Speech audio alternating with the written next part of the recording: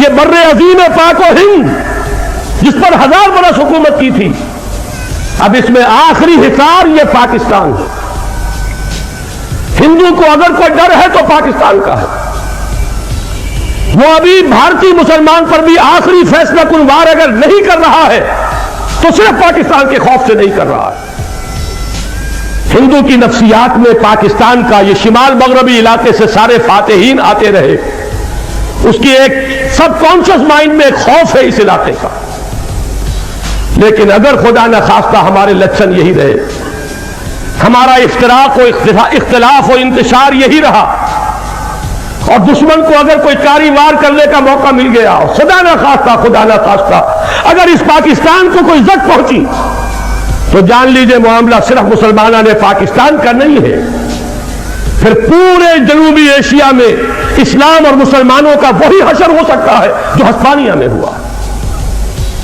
जो भी हिंदुस्तान की तारीख पर निगाह रखता है, महाराष्ट्र के इलाके से तीसरी मर्तबा वो कुव्वतें उभरी। सबसे पहले शिवाजी उभरा था हिंदुस्तान से मुसलमानों को खत्म करने के लिए। आपको याद है 25 बरस लगे थे औरंगजेब आलमगीर को रहमहुल्लाह शिवाजी की कुव्वत को तोड़ने के लिए।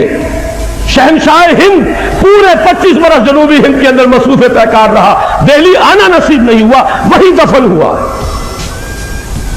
लेकिन कुव्वत फिर भी पूरी तरह टूटी नहीं। औरंगजेब की वफात के कुल 20 सदी बाद फिर वो तूफान उठा उसी इलाके से।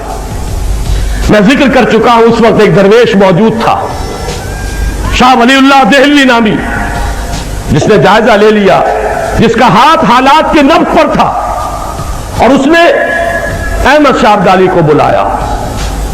पानीपत की तीसरी जंग में मरहटा कुव्वत की कमर टूट गई।